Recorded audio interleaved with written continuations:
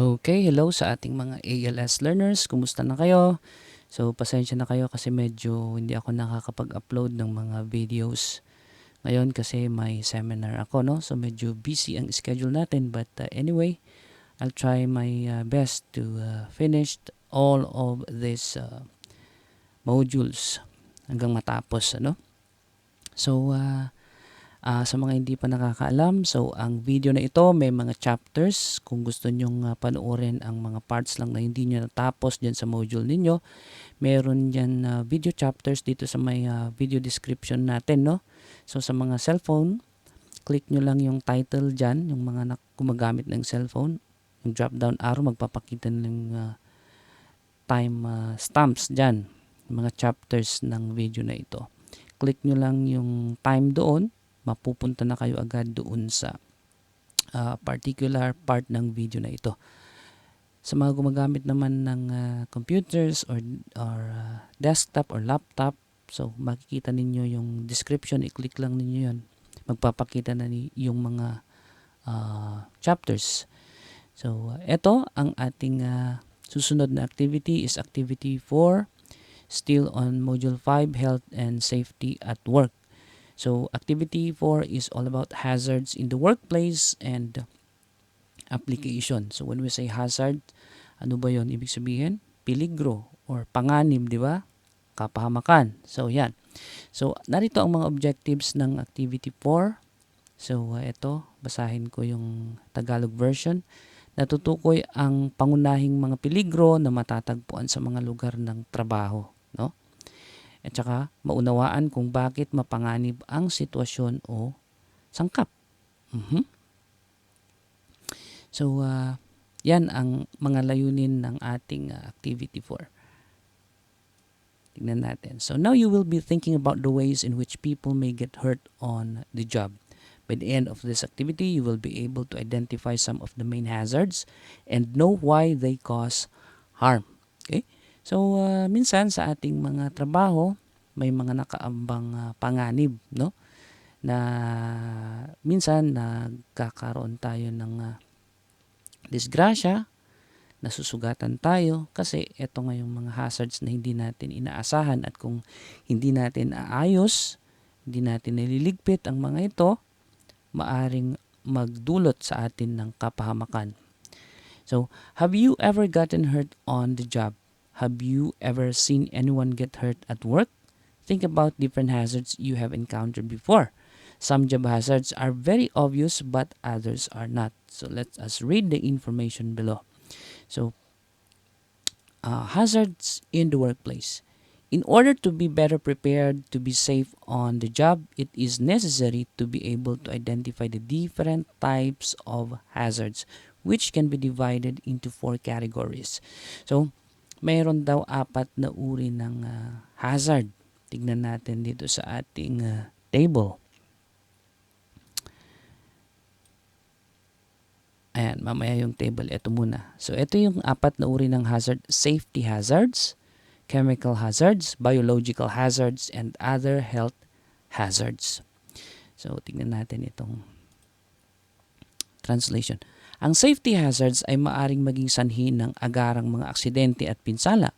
Mga halimbawa ay mainit na babaw or hot surfaces, madulas na sahig, nakausling pako. So mga ganon yung safety hazards. No?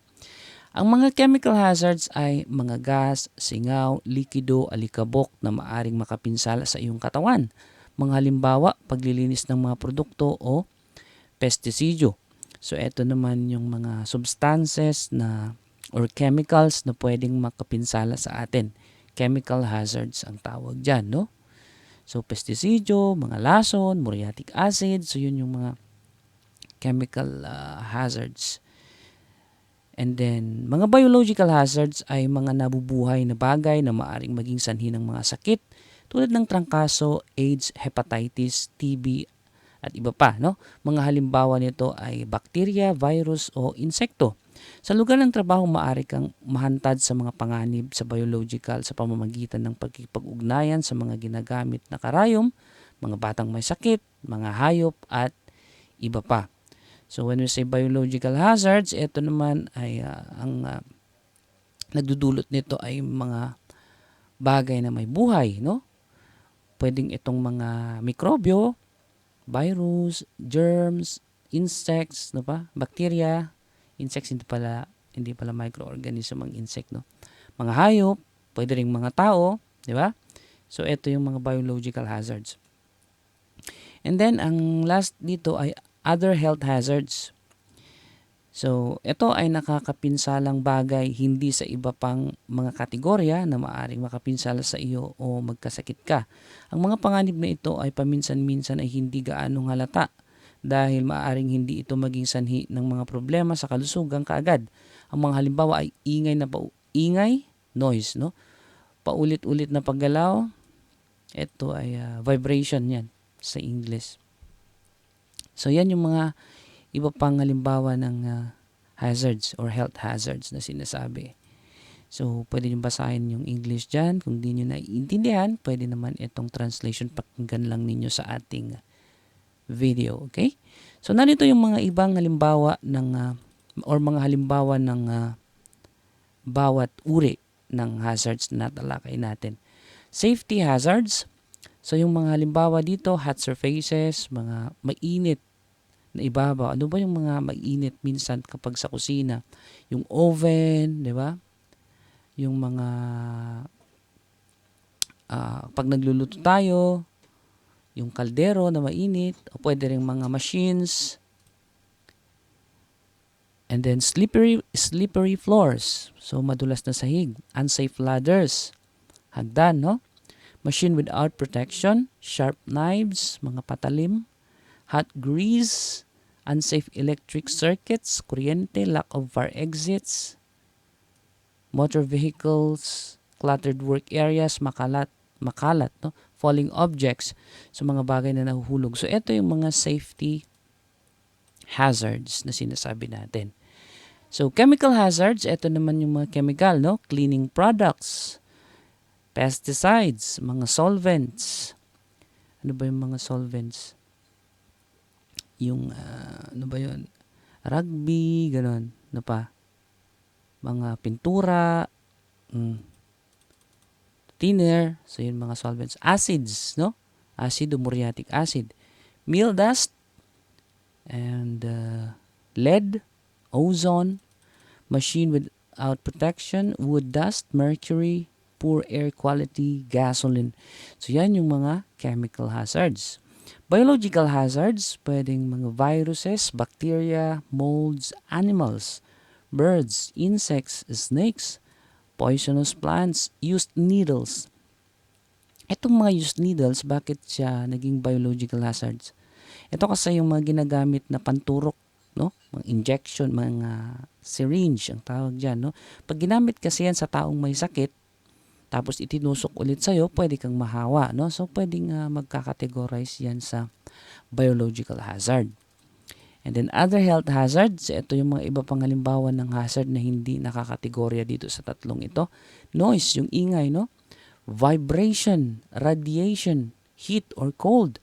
Pag masyadong mainit, masyadong malamig, pwede rin makapinsala sa ating kalusugan, di ba? Repetitive movements, yan.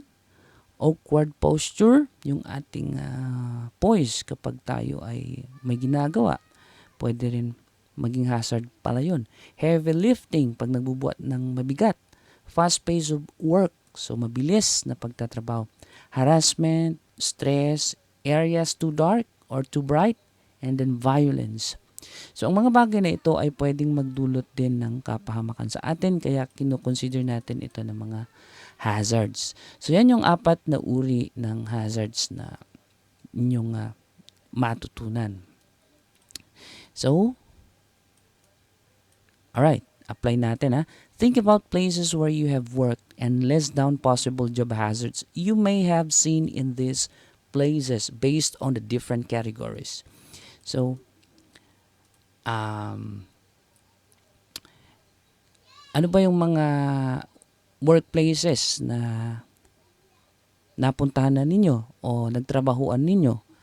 So, maglista daw tayo ng mga posibleng hazards na makikita doon, no? So, nandyan yung 4 na kategorya, pwede nating ilagay dyan yung ating mga makikita na o napansin na hazards.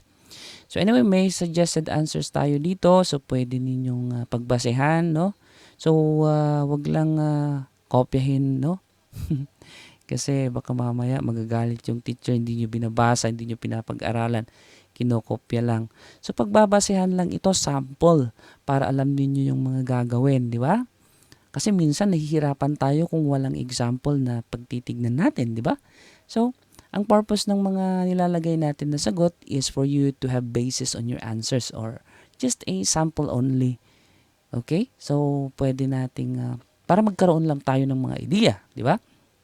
So, narito ang sample na sagot para dyan. So, halimbawa, ang workplace ay construction site. So, ano ba yung mga safety hazards na makikita doon? Machines without protection, slippery floors, unsafe ladders, falling objects. So pwedeng kinuha rin natin doon sa listahan. Pwede rin kung meron kayong maiisip na iba pa dyan, pwede rin ninyong ilagay, di ba? So, the chemical hazards in the construction sites, we have solvent, wood dust, gasoline, di ba? Biological hazards, insects, virus, bacteria. Other health hazards, noise, vibration, heat, lifting heavy objects. So, yan sa construction sites. Pwede rin kayong maglagay dyan ng halimbawa, barbershop, bakery, supermarket, di ba?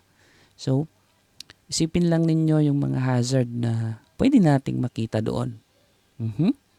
So, pwede rin resort, di ba? Pwede rin, ano ba? At iba pa, madami yan, okay? So, dito naman may mga sitwasyon tayo dito na illustrations na makikita. Identify the hazards in the pictures and circle them. Restaurant, kitchen, scene. Okay? So, ano ba yung mga panganib na nandyan sa kitchen? Sabi doon, bilugan at saka tukuyin kung ano yon, di ba? So, meron na naman tayong example dito. So, tingnan natin. Yan, dito sa kitchen scene, makikita natin may mga nabilugan dyan, no? So, kayo na lang magsulat kung ano yung pwedeng English, pwedeng Tagalog.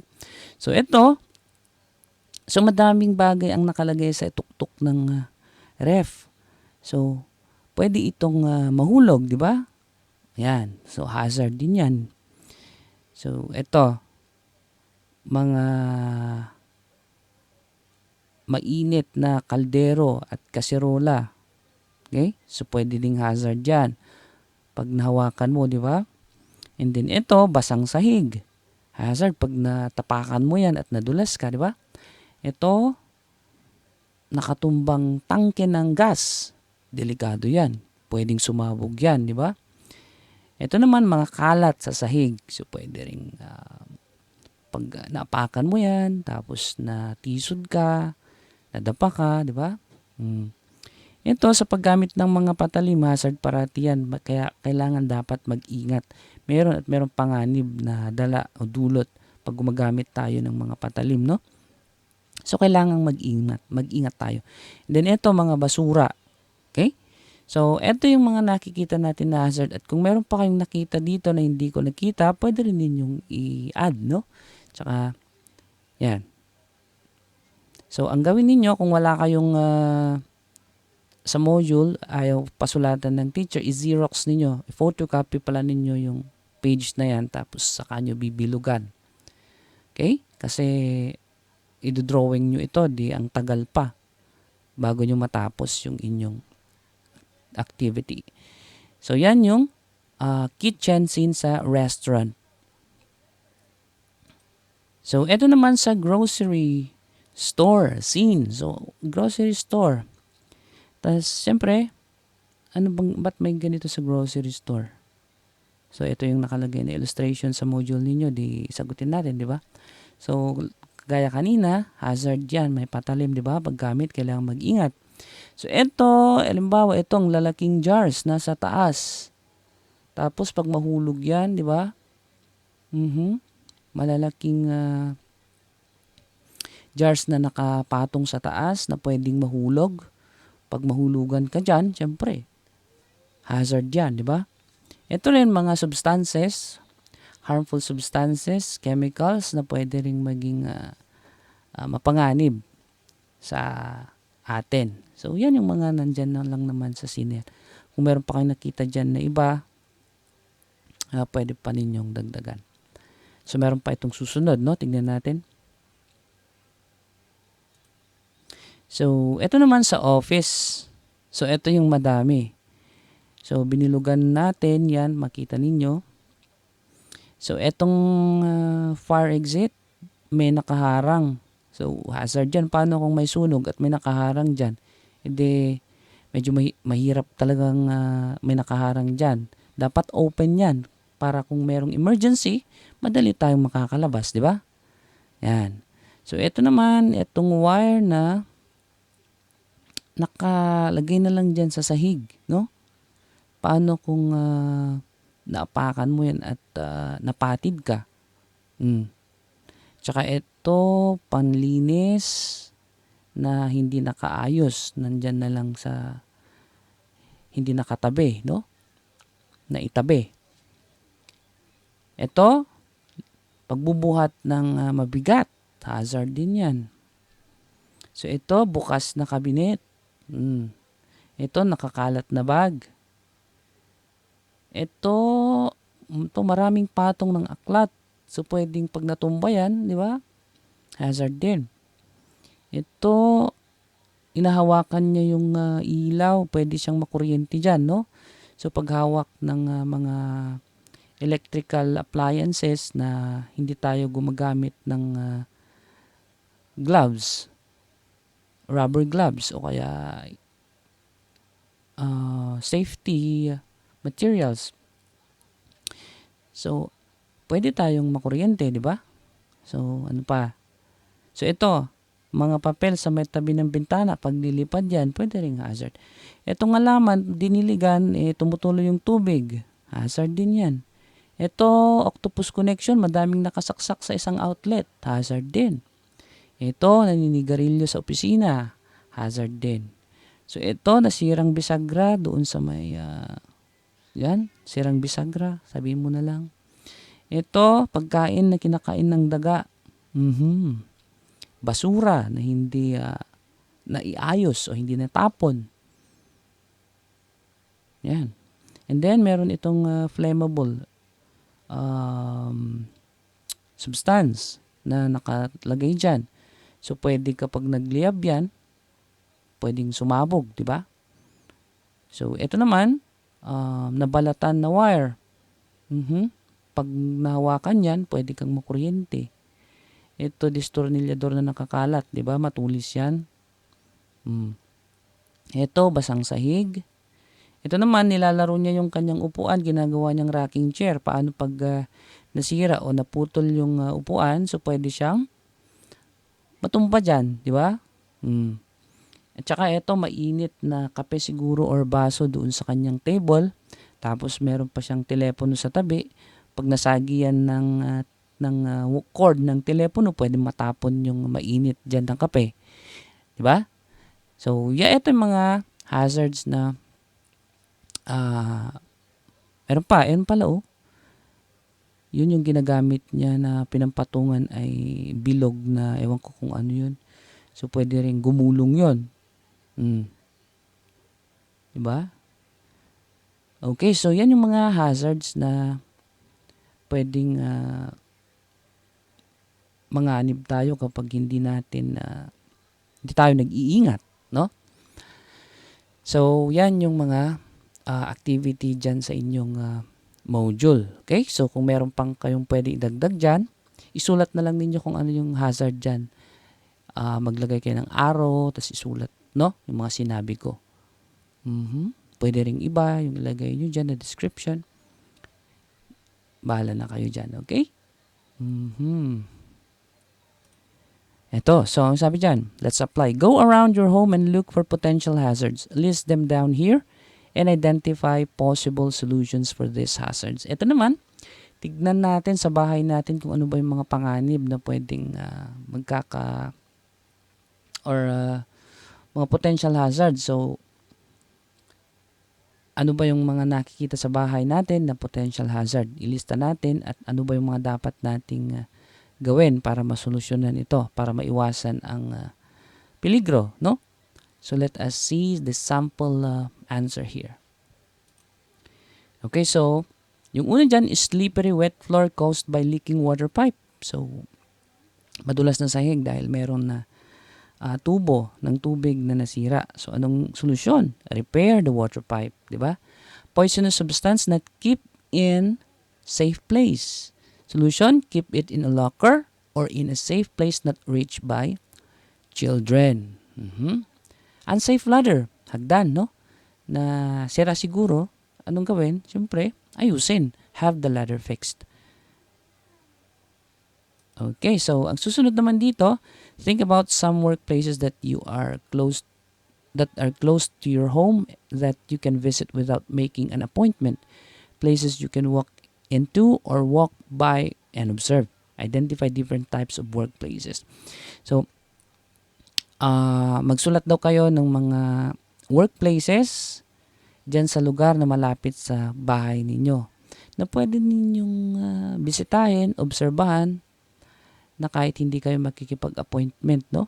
So, pag naglalakad lang kayo, ma-observe na ninyo. So, nandyan yung mga examples, halimbawa, restaurant, grocery, office, di ba? So, kung meron pang iba, isulat natin. So, narito na naman ang isang sample ni answer. So, sample answer dito ay school, gasoline station, public market, slaughterhouse, karinderya. So, yan yung mga nadadaanan. Pwede pa kayong magsulat dyan ng iba, di ba? Okay, so be creative if you are not able to move much beyond your home and the grocery store or market.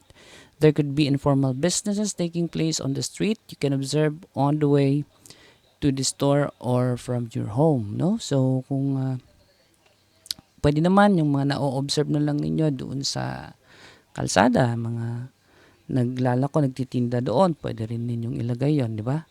Okay, so the next one in here. Read the instructions in 5.6, work exposure, observing safety in the workplace, and fill in the table observing for 5 to 10 minutes. Compare your result with another life skills students via phone or text message. So, ito, no? So, ito yung gagawin ninyo. Mag-o-observe kayo ng dalawang workplace. Ito. So, doon sa isinulat ninyo dito sa taas, mamili kayo dito ng dalawa, di ba dito? Naglagay kayo dyan ng mga nadadaanan ninyo pag umuwi kayo sa bahay nyo. So, mamili kayo dyan ng dalawa, ilagay nyo dito sa, yan, dito. Yan yung una Tapos, ito yung pangalawa. So, parang dalawang observation nito, no? Workplace 1 and workplace 2. So, for example, the workplace you observe is restaurant or grocery store. So, ano yung type ng hazard na na-observe mo? Ano yung hazard na na-observe mo? Paano mo iwasan ang hazard na yan? So, meron na naman tayong sample dito, no? So, para meron lang kayong idea kung ano yung ilalagay dito.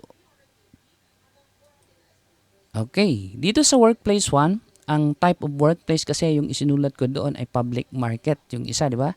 So, ano ba yung na-observe natin na hazards doon sa public market? Is slippery hallways. Madulas yung kanilang mga sidewalks or daanan, no? Anong type of hazard yun? Safety. So, how to avoid this hazard? You use boots or shoes na kumakapit, no? So, may mga sapatos kasi na kumakapit kahit madulas, hindi ka nadudulas. Or, clean the hallways. So, siguro naman, meron naman na mga utility or janitor na pwedeng gumawa nun sa paglilinis ng hallways para maiwasan yung pagkadulas. So, yun ang solusyon para maiwasan yung hazard na slippery hallways. And then, undisposed garbage, yung hindi na itapon na basura. Siyempre, pag hindi na itapon yung basura, napupuno doon lang sa may sulok. So, anong type of hazard yun? Health hazard, no? So, how to avoid this hazard? Observe sanitation. So, maging malinis sa pagdidispose ng garbage. So, next is unsafe electrical wirings. So, ano ang type of hazard na yan? Safety hazard. So, what what will you do to avoid this hazard? Call electrician to fix the wires. Yan. So, pwede na yan, di ba? Ano pa? Yung isa dito, yung workplace 2. Tignan natin. So, dalawa lang. Ito naman, karinderya. So, ano yung hazard observed? Dirty kitchen. So, type of hazard, health. How to avoid this hazard? Proper sanitation practice. So, ano ba yung solusyon ng madumi na kitchen? Siyempre, kailangan lang natin i-practice ang kalinisan doon sa kitchen. Halimbawa, hugasan natin yung mga dapat mahugasan, linisan natin yung mga dapat malinisan doon, yung mga pagtatapon ng basura, dapat maayos. So, sanitation practice lang para maging malinis yung ating kitchen. And then, no fire extinguisher. Importante rin ito sa mga karinderya kasi nagluluto sila. Minsan, tuloy-tuloy yung pagluluto, di ba? So, pwedeng mapanganib yan o pwede tayong magkaroon ng sunog kapag hindi tayo nag-iingat. So, that is a safety hazard. So, anong gagawin pag walang fire extinguisher? Of course, you purchase a fire extinguisher. Okay, so, yan, yung mga dapat nating gawin dyan sa workplace 1 and 2. So, pwede kayong magsulat dyan or gumawa ng iba pang observation gamit ng ibang workplace. Pwede ring hotel, pwede ring resort, pwedeng nilagay ninyo dito sa workplace, no? So, ganyan lang yung dapat, yung example na pagbabasehan ninyo. So, ganyan lang yung mga gagawin ninyo dyan. Okay. Okay, dito na tayo sa sharing is caring. So, share with your parents and other family members the hazards you found around your home and in any workplace you were able to visit or see, as well as your suggestions for removing these hazards, and ask them for their thoughts and plan for changes that need to be made to make your home safer and to make workplaces safer. Remember to thank them for helping you with your schoolwork. So, ito yung time na i-share ninyo yung mga nagawa ninyo, ano ba yung mga na-observe ninyo, at ano ba yung mga solusyon na napag-isipan ninyo, i-share ninyo sa inyong mga family members or your friends. Ano rin yung kanilang masasabi tungkol dito. Ano yung mga suggestion nila, pwede kayong magtanong, di ba? So, that is the end of activity 4. Okay.